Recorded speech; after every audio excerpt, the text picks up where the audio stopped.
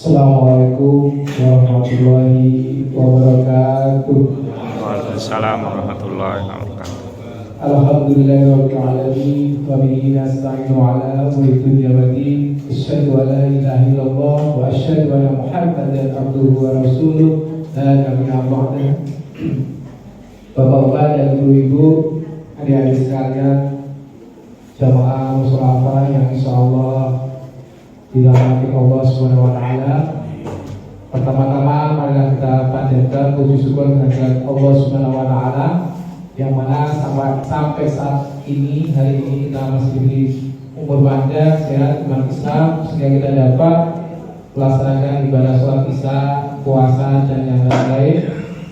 Tidak lupa juga sholawat serta salam kita tujukan kepada junjungan kita Nabi besar Muhammad sallallahu alaihi wasallam, keluarga, kerabat dan kita semua. Mudah-mudahan kita tetap istiqomah dalam menjalankan perintah beliau.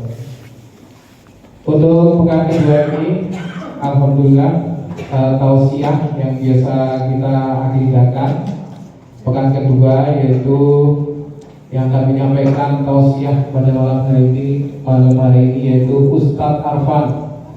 Alhamdulillah beliau sudah ada di antara kita, malah dari bisa ya.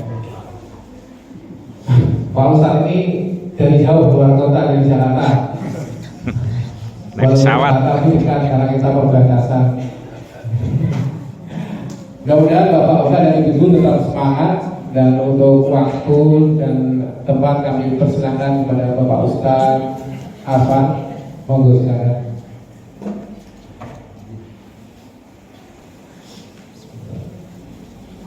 Assalamualaikum warahmatullahi wabarakatuh. Waalaikumsalam warahmatullahi wabarakatuh. Alhamdulillah alladzi an'ama 'alaina bi ni'matil iman wal islam wa kutiba 'alaina as-siyam alladzi huwa ruknun min arkanil islam. Asyhadu an la ilaha illallah wahdahu la syarika lah wa asyhadu anna sayyidina Muhammadan 'abduhu wa rasuluh. Allahumma shalli wa sallim ala sayyidina Muhammadin mustahibati rahmatillah adada ma fi 'ilmillah salatan wa salaman daimain bi dawamil mulkillah wa ala alihi wa sahbihi amma ba'd. Hadratul mukarramin, para sesepuh, para menisku, para orang tuaku, para asatidz, para remaja, bapak, ibu-ibu, jamaah sholat al-falah yang saya takdimi semuanya. Alhamdulillah, semua alhamdulillah, pada malam hari ini saya bersyukur sekali bahwasanya saya bisa bersilaturahim kembali di sholat al-falah ini. Sekian lama tidak kesini. Alhamdulillah, terakhir saya Covid. kesempatan untuk sholat Idul Fitri. Waktu itu tahun berapa ya? 2000 Pas Covid. Yang kita sebut dengan new normal. Kalau kata Pak Ahmad itu artinya new apa? Baru, normal, waras. Jadi baru waras. Alhamdulillah waktu itu. Alhamdulillah pada malam hari ini saya bisa silaturahim kembali di sholat falah ini. Bapak Ibu rahimakumullah, alhamdulillah kita sudah menjalankan ibadah puasa pada hari ke-12, dan insyaallah mudah-mudahan Allah menguatkan kita sampai akhir di bulan Ramadan tahun ini. Amin ya rabbal alamin. Bapak Ibu rahimakumullah, kuliah terserah antum. Ya. Kultum terserah antum. Kuliah terserah Antum. Bapak Ibu rahimahullah, bahwasanya Allah Subhanahu wa taala sangat sayang kepada hamba-hambanya. Allah sayang kepada hambanya yang mau mendekat kepadanya, sayang kepada hambanya yang mau mendapatkan ridhonya, sayang kepada hamba-hambanya yang mau mendapat rahmat, kasih sayang dan maghfirahnya. Peluang-peluang yang Allah berikan kepada hamba-hambanya itu dibuka seluas-luasnya oleh Allah Subhanahu wa taala. Tapi yang mau mendekat, yang mau mendekat. Kata para ulama, cara kita melakukan itu ada dua. Ada dua dimensi. Yang pertama dari dimensi tempat dan dimensi waktu. Dilihat dari dimensi tempat, hambanya itu bisa beribadah, bisa mendekat kepada Allah. Apabila di tempat itu Allah akan menilai, akan memberikan derajat yang tinggi dibanding kita beribadah atau bermunajat atau berdoa di tempat-tempat selain itu. Apa contohnya? Kita sudah paham ya, Masjidil Haram di Mekah. Kalau kita sholat di situ tentu berbeda dengan sholat di tempat lain. Masjid Nabawi di Madinah. Ada tempat-tempat lain mustajabah. Umumnya masjid-masjid, semua masjid. Ketika kita beribadah di masjid tentu berbeda dengan ibadah di rumah. Padang Arafah itu salah satu tempat-tempat mustajabah. Ya, apabila kita berdoa, beribadah di tempat itu, nilainya berbeda dengan di tempat-tempat lain. Yang kedua dimensi waktu. Apabila kita berdoa, beribadah, bermunajat kepada Allah Subhanahu wa taala di waktu-waktu tertentu, nilainya akan lebih dibanding dengan waktu-waktu selain itu. Apa contohnya? Di sepertiga malam kita berdoa, kita bermunajat, kita beribadah, itu akan Allah menilainya lebih tinggi derajatnya. Para ulama juga menjelaskan doa kita, bermunajat kita di antara waktu iqamah, waktu azan dan iqamah itu juga tinggi nilainya. Waktu sehabis subuh, ya. Waktu apa hari? Di antara dua khutbah itu waktu-waktu yang mustajab. Maka di waktu-waktu itulah kita banyak berdoa kepada Allah Subhanahu wa taala. Dan di saat ini kita di bulan Ramadan adalah salah satu dari dimensi waktu. Di dalam bulan Ramadan bukan lagi jam hitungannya, bukan lagi hari hitungannya, bukan lagi menit hitungannya, tapi detik per detik di bulan Ramadan itu mempunyai nilai yang tinggi di sisi Allah Subhanahu wa taala. Maka di sisa-sisa akhir Ramadan ini mari kita manfaatkan benar-benar. Quran kita yang belum khatam mari kita khatamkan. Yang belum banyak zikir mari kita banyak berzikir pada Allah Subhanahu wa taala. Minimal kalau bisa 30.000 la ilaha illallah selesai bulan Ramadan ini. Sanggup Pak? Go? 30.000. Bu? Sisa Ramadan tinggal berapa hari lagi Bu? Ya. Sanggup nggak Bu kita meneruskan zikir la ilaha illallah 30.000? Harusnya dari awal Ramadan kemarin ya. Dulu saya mengajarkan targetkan Ramadan ini kita baca la ilaha illallah 30.000. Bisa nggak? 30.000 sehari 1.000. Sanggup nggak? Insya Allah. Caranya gampang. Sholat 5 waktu kita bagi lagi sehari 1.000. 5 dibagi 5 jadi 200. Setelah habis sholat kita baca la ilaha illallah 200 ya. Itu singkat Pak. Singkat. Paling lama setengah jam ya. Kita nonton sinetron itu berapa jam? Hah? Ya, ngekor apa itu? Insya Allah. Hadirin Bapak Ibu rahimakumullah. Kemudian kita kenapa ini? Sebagai seorang muslim selalu menjalankan ibadah-ibadah yang Allah perintahkan kepada kita. Baik itu sholat, puasa, zakat, ya, dan haji kalau yang mampu. Bahkan kalau haji itu ada yang mau berkali-kali. Di dalam ilmu fikih disebut al-amru lil wujub yaqtadi tikrar. Sesuatu yang wajib itu ada yang dilakukan berulang-ulang. Seperti halnya sholat kita lakukan berulang-ulang. Bahkan sampai akhir hayat kita ibadah sholat itu kita ulang-ulang. Bahkan sebelum kita balik kita sudah diajarkan tuh tata cara ibadah, tata cara sholat, tata cara puasa, manasik haji sebelum kita balik. Dan saat ini kita sudah balik, kita sudah mempunyai kewajiban, kita melaksanakan ibadah puasa. Ya tahun kemarin kita sudah laksanakan, kenapa sih kita laksanakan lagi? Sholat kita laksanakan setiap hari, bahkan kita ulang-ulang. Pertanyaannya, kenapa kita beribadah kepada Allah mesti kita ulang-ulang? Kan udah kemarin, ngapain sih kita ibadah lagi? Tahun kemarin kan kita udah puasa, ngapain tahun ini kita puasa lagi? Ya? Apa jawabannya? Para ulama memberikan jawabannya paling tidak ada 3 Bapak Ibu.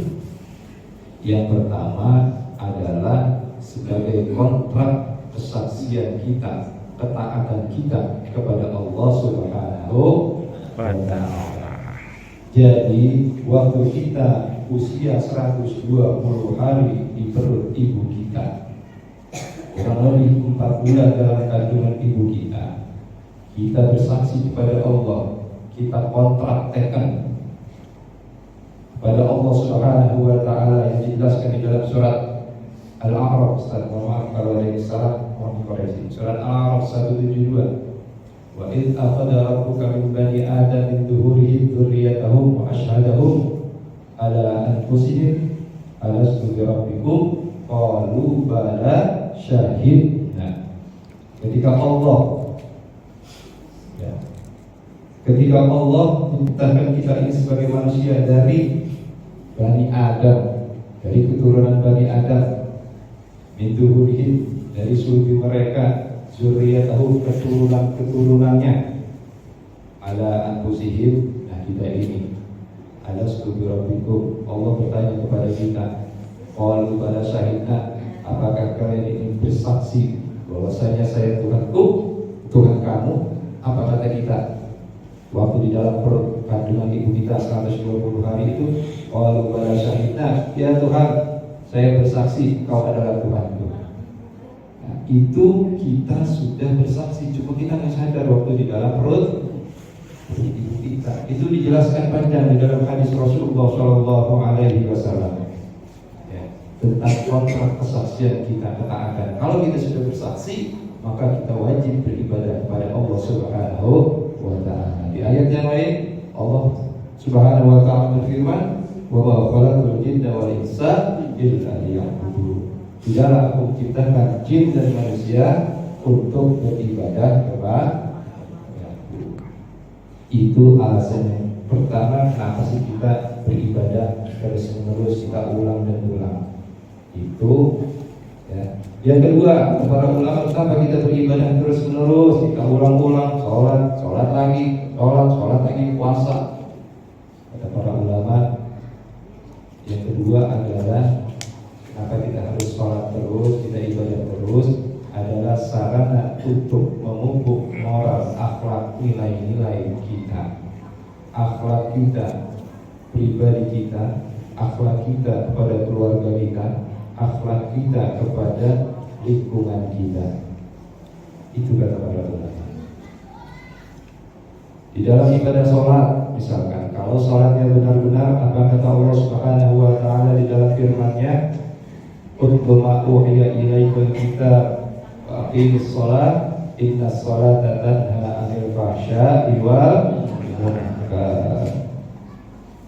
Utlu ma uhiya ilaikal kitab, bacalah kepadamu Alkitab, yaitu Al-Quran, wa aqimis sholat, dan kerjakanlah sholat. Innas sholata, sesungguhnya sholat mencegah daripada perbuatan keji dan munkar. Banyak lagi hikmahnya sholat, hikmah taat, hikmah ketaatan. Belum lagi kita ibadah puasa. Puasa juga gitu, nilai akhlaknya sangat luar biasa, nilai-nilai hikmahnya sangat luar biasa. Hikmah taat, hikmah sihat. Ada hikmah-hikmah di balik ibadah puasa. Hikmatul imsak. Di dalam hikmatul imsak itu ada nilai-nilai akhlak, nilai-nilai yang luar biasa. Hikmatul tadamun, hikmah solidaritas di dalam ibadah puasa. Maka agama Islam itu sangat luar biasa. Pak Bu, Ibu, apa yang kedua Bu?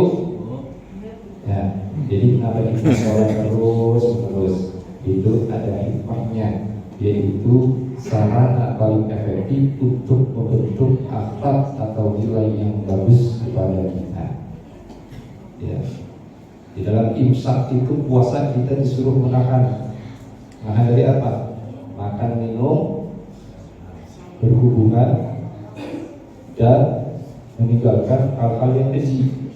Itu akhlak luar biasa. As-siyamu junnatun, puasa itu seperti perisai. Ya, la yakut wa la yaqqa wa la yaskhab.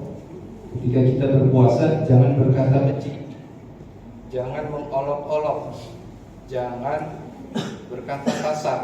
Ini akhlak yang sangat luar biasa.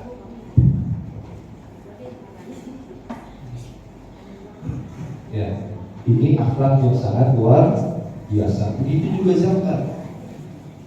Hikmatul tadammun, hikmah solidaritas.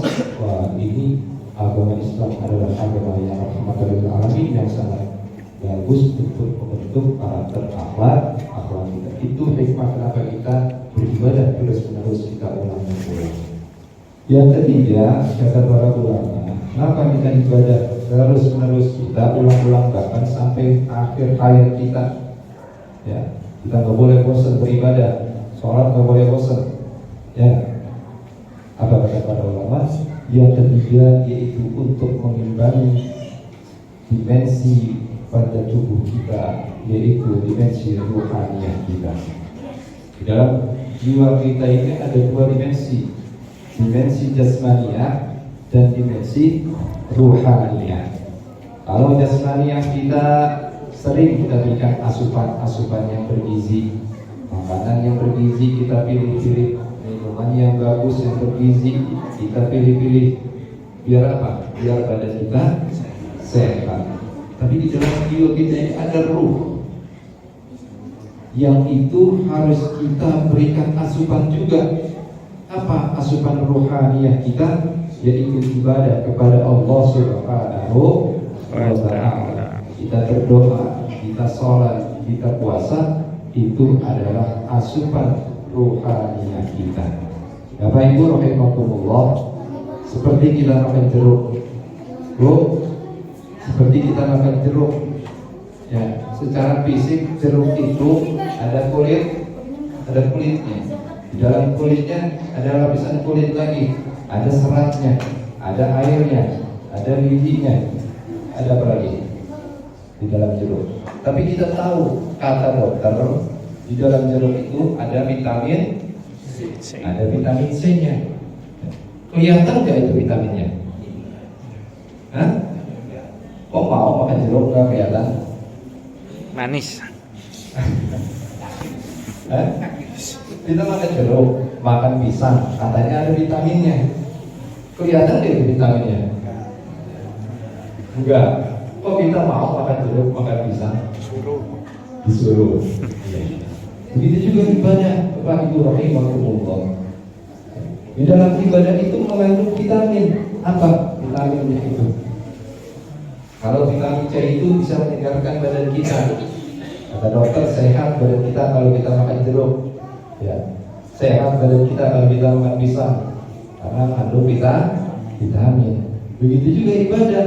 Apa vitamin ibadah? Yang hasilnya untuk rohaniah kita adalah ketawaduan, kesabaran, kesyukuran. Itu hasil daripada ibadah kita kepada Allah Subhanahu wa ta'ala. Ya, itu hasilnya. Ketawaduan, kesabaran, kesyukuran, keikhlasan dan segala macamnya itu. Itulah hasil daripada ibadah yang kita kerjakan pada Allah Subhanahu wa ta'ala untuk memupuk ruhaniah kita. Kesyukuran, apa kata Allah? Fadhkuruni azkurkum washkuruni wala takfurun. Ingatlah kepadaku, maka aku akan ingat kepadamu. Washkuruni, dan bersyukurlah, wala takfurun, jangan kufur pada nikmatku, kata Allah. Syukur. Di rangkaian ibadah puasa, ayat-ayatnya itu, dari akhirnya itu nanti la'allakum tashkurun, agar kita menjadi orang-orang yang bersyukur kepada Allah Subhanahu wa ta'ala. Hadirin Bapak Ibu rahimakumullah, tidak panjang karena kultur. Ya, jadi kultur itu memang berikan perasaan Luas. ya, Bisa intinya panjang, bisa pendek. seperti itu apa yang disampaikan Iya. oleh para ulama. Mengapa kita harus beribadah terus menerus bahkan sampai akhir hayat kita? Ini baik. Insya Allah. Mudah-mudahan ada manfaatnya. Allah memberikan kekuatan kepada kita sampai akhir Ramadan ini. Ibadah kita diterima oleh Allah Subhanahu wa Ta'ala. Mudah-mudahan apa yang saya sampaikan sedikit ini ada manfaatnya. Kurang dan lebihnya mohon maaf. Pada Allah Assalamualaikum warahmatullahi wabarakatuh. Waalaikumsalam warahmatullahi wabarakatuh. Ustaz Afan yang telah berikan tausiahnya. Mudah-mudahan kita bisa menyampaikan kegiatan kita. Mumpung kita juga masih di bulan Ramadan, kita tekankan lagi ibadah kita, baik yang sunnah ataupun wajib. Namun sebelum kita lanjutkan sholat tarawih, saya perlu informasi kepada bapak-bapak dan ibu-ibu adik semua bahwa besok kita akan mengadakan berbuka bersama di halaman Wisma Al-Falah. Kami dari pengurus PKM mengharapkan kehadiran bapak dan ibu-ibu semuanya untuk hadir meramaikan acara tersebut, dan insya Allah untuk akan dipimpin atau tausiah akan disampaikan oleh Bapak Ustadz Surya. Mungkin itu dapat yang saya dapat sampaikan.